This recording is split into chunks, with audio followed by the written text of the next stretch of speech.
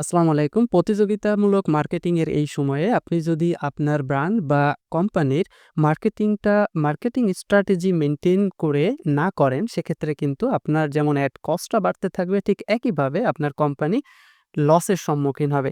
তো আজকের এই ভিডিওতে আমরা Facebook রিটার্গেটিং বা রিমার্কেটিং কি এই বিষয়টা সম্পর্কে আলোচনা করব। কিভাবে এটি কাজ করে সেই বিষয়টি সম্পর্কে আলোচনা করব।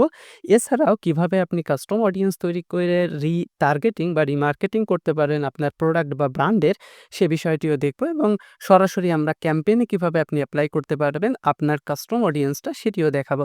তো চলুন আর দেরি না করে আমরা শুরু করি। তো ভিডিওটি শুরু করার আগে আপনাদের কাছে অনুরোধ, যারা আমার ইউটিউব চ্যানেলটি এখনো সাবস্ক্রাইব করেননি, অবশ্যই আমার ইউটিউব চ্যানেলটি সাবস্ক্রাইব করে সাথে থাকবেন। আর আরেকটি যে বিষয় সেটি হচ্ছে, আমি কিন্তু এর আগে একটি গুরুত্বপূর্ণ ভিডিও আপলোড করেছিলাম যেখানে আমি দেখিয়েছিলাম কিভাবে ৯০% মানুষ ফেইলিউর করে Facebook অ্যাডস ক্যাম্পেইনের ক্ষেত্রে।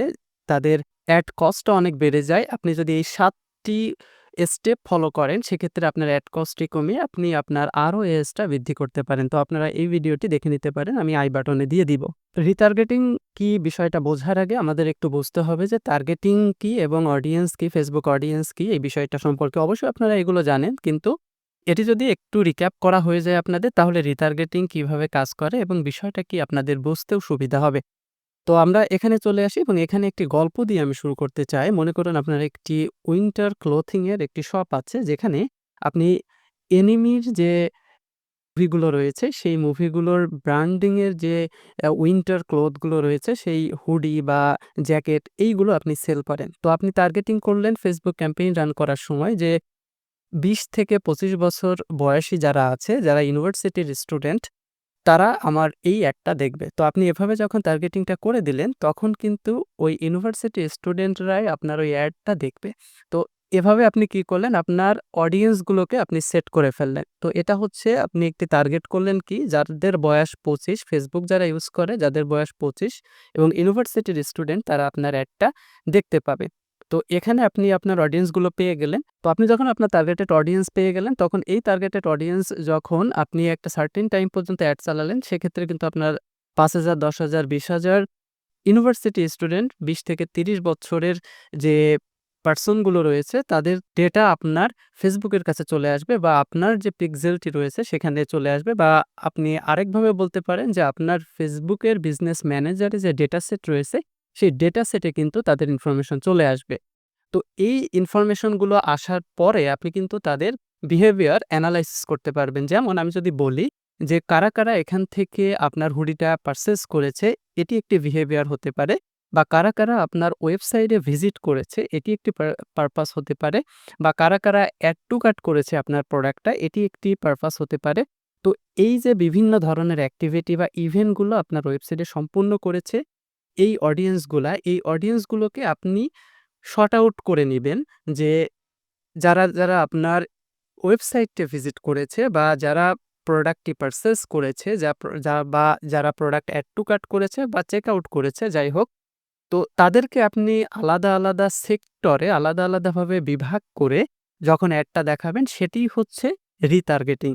তো আশা করি বিষয়টা বোঝাতে পেরেছি আপনাদেরকে। অর্থাৎ আপনার পূর্বে যে অডিয়েন্সগুলো আপনার ওয়েবসাইটে এসেছিল, তাদেরকেই আপনি আবার যখন টার্গেট করতেছেন, তো সেটাই হচ্ছে রিটার্গেটিং বলা হচ্ছে এখানে। তো এখন আমি আপনাদেরকে দেখাবো যে কিভাবে অ্যাকচুয়ালি রিটার্গেটিং কাজ করে। তো সর্বপ্রথম দেখুন যে আমি যে ঘটনাটা বললাম, আপনারা এর সাথে মিলিয়ে নিন যে যখন একজন ইউজার আপনার ওয়েবসাইটে ভিজিট করলো এবং আপনার ওয়েবসাইটের সাথে পিক্সেল অ্যাড করা থাকার কারণে, পিক্সেল বা কনভার্সন এপিআই সেট করা থাকার কারণে আপনি এই ইউজারের ডেটা কিন্তু পেয়ে গেলেন, এবং ফেসবুকে যখন ওই ইউজার আবার এন্ট্রি করবে, আপনি যদি আবার রিলেভেন্ট রিটার্গেটিং একটা ক্যাম্পেইন রান করেন, যে ওই অডিয়েন্স ধরে যে আপনার ওয়েবসাইটে যারা ভিজিট করেছে, আপনি তাদেরকেই শুধু এই অ্যাডটা দেখাইতে চান, বা এই ক্যাম্পেইনের অ্যাডটা দেখাইতে চান, বা এই প্রোডাক্টটা পারচেজ করাইতে চান। তো সেক্ষেত্রে আপনার ওই অডিয়েন্সগুলাই কিন্তু আপনার ওই যে আপনি হুডির জন্য যে অ্যাডটা ক্রিয়েট করেছিলেন, সেই অ্যাডটি আপনি আবারও তাদেরকে দেখাচ্ছেন। কজ কি? কারণ তারা আপনার ওয়েবসাইটটা ভিজিট করেছে কিন্তু আপনার প্রোডাক্টটা পারচেজ করেননি। দ্যাটস ওয়াই আপনি তাদেরকে আবার টার্গেটিং করতেছেন, যেন তারা তাদের এই প্রোডাক্টটা, অর্থাৎ আপনার এই প্রোডাক্টটা পারচেজ করে। তো এটাই হচ্ছে অ্যাকচুয়ালি রিটার্গেটিং এর বিষয়। তো এখন আমি চলে যাব যে কিভাবে আপনারা আপনাদের আ ফেসবুকের যে ক্যাম্পেইন রান করার পরে আপনাদের যে অডিয়েন্সগুলো তৈরি হয়, সেই অডিয়েন্স থেকে কাস্টম অডিয়েন্স এবং লুকে-লাইক অডিয়েন্সগুলোর মতো এই অডিয়েন্সগুলো ক্রিয়েট করে ক্যাম্পেইন রান করতে পারেন। তো আমরা অডিয়েন্স ক্রিয়েট করার আগে আরেকটি বিষয় একটু জেনে নেব, সেটি হচ্ছে যে কাস্টম আ অডিয়েন্স কি বা লুকে-লাইক অডিয়েন্স কি? তো কাস্টম অডিয়েন্স হচ্ছে যারা যে আপনার যে ইভেন্টগুলো ওয়েবসাইটে সম্পন্ন করেছে বিভিন্ন কাস্টমার এসে, যেমন ওয়েবসাইটে ভিজিট করেছে বা অ্যাড টু কার্ট করেছে বা পারচেজ করেছে বা চেকআউট সেকশনে গিয়েছে। এই ধরনের যে কাস্টম ইভেন্টগুলো সম্পন্ন করেছে তাদেরকে যদি আপনি সর্ট আউট করেন, তারা হচ্ছে কাস্টম অডিয়েন্স। এখন আপনি আপনার কাস্টম অডিয়েন্স থেকে শুধুমাত্র যারা প্রোডাক্ট পারচেজ করেছে তাদেরকে আলাদা করে নিলেন যে আমার এই ১,০০০ জন প্রোডাক্ট পারচেজ করেছে লাস্ট ৩০ দিনে। তো আপনি ফেসবুককে বলে দিলেন যে আমার এই লাস্ট ৩০ দিনে এই কাস্টমারগুলো আমার থেকে প্রোডাক্ট পারচেজ করেছে। তুমি এই ধরনের বিহেভিয়ারাল যাদের আছে তাদের সামনে আমার এই নতুন অ্যাডটা দেখাবা। তো এই রকমের বলে দেয়াটা হচ্ছে লুকে লাইক অডিয়েন্স, অর্থাৎ আপনার এক্সিস্টিং কাস্টমার থাকতে হবে যারা আপনার যে ডিজায়ার্ড ইভেন্ট সেই ইভেন্টটি সম্পন্ন করবে এবং সম্পন্ন করার পরে আপনি যখন ওই ইউজারের ডেটাটা ফেসবুকের কাছে দিবেন, ফেসবুকের কাছে যেহেতু মিলিয়ন, মিলিয়ন ইউজারের ডেটা রয়েছে, তারা সেই ডেটা থেকে ম্যাচ করে আপনার যে কাস্টমাররা প্রোডাক্ট পারচেজ করেছিল সেই একই বিহেভিয়ারাল, ডেমোগ্রাফিক এবং ইন্টারেস্ট বেসিসের কাস্টমারের কাছে আপনার সেম অ্যাডটা আবার দেখাবে, যাতে করে তাদের ভিতরে ওই প্রোডাক্টটা কেনার বিহেভিয়ারাল বা কেনার প্রতি ইন্টারেস্ট জন্মায়। তো এটি হচ্ছে আমার ড্যাশবোর্ড। এখান থেকে আমি অডিয়েন্স সেকশনে চলে এসেছি। তো অডিয়েন্স সেকশনে আসার পরে আপনারা এরকম একটি ড্যাশবোর্ড পেয়ে যাবেন। তো আপনাদের যদি কাস্টম অডিয়েন্স আগে ক্রিয়েট করা না থাকে তাহলে এমন একটি ড্যাশবোর্ড পাবেন। আর যদি ক্রিয়েট করা থাকে তাহলে এখানে ছোট্ট একটা পপআপ দেখতে পাবেন এবং এখানে আপনার ক্রিয়েট করা কাস্টম অডিয়েন্সগুলো দেখতে পাবেন। তো যেহেতু আমরা সর্বপ্রথম কাস্টম অডিয়েন্স ক্রিয়েট করব, আমরা ক্রিয়েট এ কাস্টম অডিয়েন্সে ক্লিক দিব এবং এখানে দেখুন যে বিভিন্ন সোর্স থেকে আপনি কাস্টম ইভেন্ট কিন্তু তৈরি করতে পারেন। যেমন একটা সোর্স হতে পারে আপনার ওয়েবসাইট, আপনার কাস্টমার লিস্ট আপনি ম্যানুয়ালি এখানে আপলোড করতে পারেন।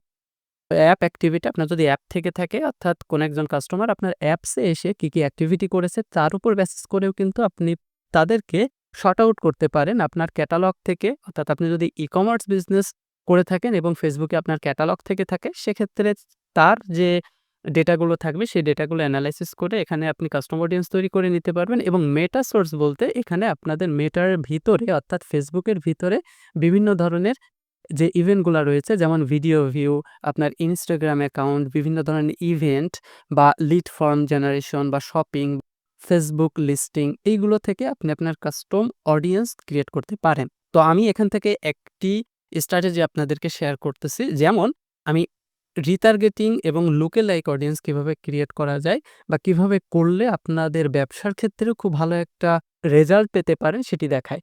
তো এখানে দেখুন আমি সোর্স হিসেবে ওয়েবসাইটটি সিলেক্ট করে নিচ্ছি এবং ওয়েবসাইটটি সিলেক্ট করার পর আপনি এখানে নেক্সট বাটনে ক্লিক দিবেন। তো এখানে কিন্তু আপনার এখানে একটি পপআপ চলে আসবে। এখানে আপনার পেজটা শো করবে। পেজ বলতে এখানে আপনার পিক্সেলটা শো করবে অ্যাকচুয়ালি, কারণ ওয়েবসাইটের সাথে পিক্সেল কানেক্টেড থাকে আর পিক্সেলের মাধ্যমে ফেসবুকের কাছে ডেটাগুলো আসে।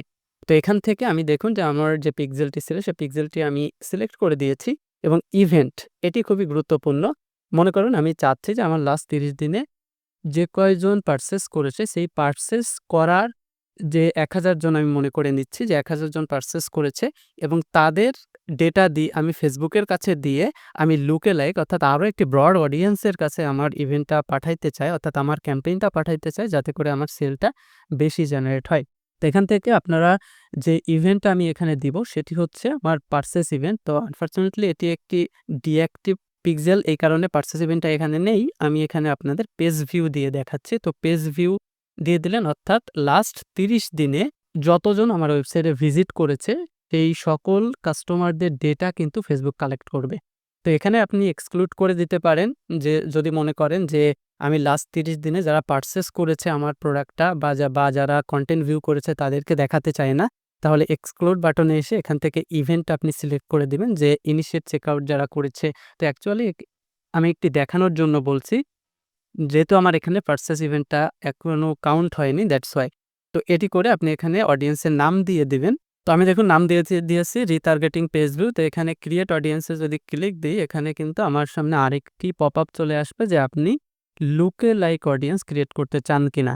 তো আনফরচুনেটলি এখন এখানে আসেনি সেটি। তো আমি একটি ম্যানুয়ালি তৈরি করে নিচ্ছি। তো এখান থেকে lookalike অডিয়েন্সটি আপনি সিলেক্ট করে নিবেন এবং এখান থেকে ক্রিয়েট সোর্স থেকে কাস্টম অডিয়েন্স থেকে আপনি এই যে এখান থেকে আমরা যেটা করলাম, অর্থাৎ আমাদের পেজ ভিউটা, এই পেজ ভিউ এবং এক্সক্লুড ছিল হচ্ছে আমাদের যে ইনিশিয়েট চেকআউট। তো এখানে আমি নাম দিয়ে দিয়েছি। এখন ক্রিয়েট অডিয়েন্স এ যদি ক্লিক দিই তাহলে কিন্তু আপনার lookalike অডিয়েন্সটাও ক্রিয়েশন সম্পন্ন হয়ে যাবে। তো এখানে আমি ডান বাটনে ক্লিক দিয়ে দিচ্ছি। তো এখানে আরেকটি যে বিষয় সেটি দেখুন, সেটি হচ্ছে এটি কিন্তু পপুলেটিং হচ্ছে। অর্থাৎ এখানে আপনার একদিন মতো সময় লাগে, অনেক সময় খুব আগেও হয়ে যায়। তো এই যে আপনি অডিয়েন্সটা টার্গেট অডিয়েন্সটা ক্রিয়েট করলেন কাস্টম অডিয়েন্স এবং lookalike অডিয়েন্স, এখন এই আপনার এই অডিয়েন্সটা কিভাবে ইউজ করবেন? তো আপনি আপনার যখন ক্যাম্পেইনটা রান করবেন আমি আপনাকে দেখাই। তো ক্যাম্পেইনটা রান করার সময় নতুন একটি ক্যাম্পেইন আমি এখান থেকে ক্রিয়েট করে নিচ্ছি। আমি আরেকটি বিষয় বলে রাখি, সেটি হচ্ছে ফেসবুকের এই যাবতীয় স্ট্র্যাটেজি নিয়ে আমার সামনে ভিডিও তৈরি করার পরিকল্পনা আছে। আশা করি আস্তে, আস্তে আমি এগুলো দিতে পারবো। আপনারা আমার সাথেই থাকবেন আমার চ্যানেলটি সাবস্ক্রাইব করে। তো আমি একবারে চলে যাচ্ছি আমাদের ডেটা সেটে, যেহেতু এখানে আমাদের টার্গেটিংটা করতে হয়। তো আমি তেমন কিছুই চেঞ্জ করছি না। আমি জাস্ট কিভাবে আপনারা আপনাদের এই কাস্টম অডিয়েন্স গুলো সেট করতে পারেন সেটি দেখাবো। তো ডেটা সেট থেকে আপনারা নিচের দিকে চলে আসবেন। অ্যাডভান্টেজ প্লাস অডিয়েন্স এর এই সেকশন থেকে কাস্টম অডিয়েন্স, এখানে যে নামটি দেখতে পাচ্ছেন, এখান থেকে আপনি যদি মাউস ওভার করেন এবং নিচে দেখতে পাবেন যে কাস্টম অল, lookalike এবং কাস্টম অডিয়েন্স। তো আমরা যেহেতু ২ টা তৈরি করেছিলাম যে রিটার্গেটিং পেজ ভিউ, lookalike এবং রিটার্গেটিং পেজ ভিউ, তো এই ২ টাই কিন্তু এখানে চলে এসেছে। দেখতে পাচ্ছেন এগুলো পপুলেটিং হচ্ছে, অর্থাৎ ওয়েবসাইট থেকে ইউজারের ডেটা কালেক্ট করতে, অর্থাৎ কাস্টমারের ডেটাগুলো কালেক্ট করছে। তো এখান থেকে আপনি যেকোনো একটি কাস্টমারের লিস্ট যদি এখান থেকে দেখিয়ে দেন এবং দেখিয়ে দেওয়ার পরে কিন্তু আপনার এখান থেকে এই যে আপনার এস্টিমেটেড রেজাল্টগুলো দেখাবে এবং যাবতীয় তথ্যগুলো কিন্তু এখানে দেখিয়ে আপনার সেম কোয়ালিটির যে অডিয়েন্সগুলো রয়েছে তাদের কাছে আপনার অ্যাডটি পৌঁছে দেবে। তো আশা করি আপনারা এখান থেকে রিটার্গেটিং সম্পর্কে একটি ভালো ধারণা পেয়েছেন, কিভাবে এটি কাজ করে সেটি সম্পর্কে জানতে পেরেছেন।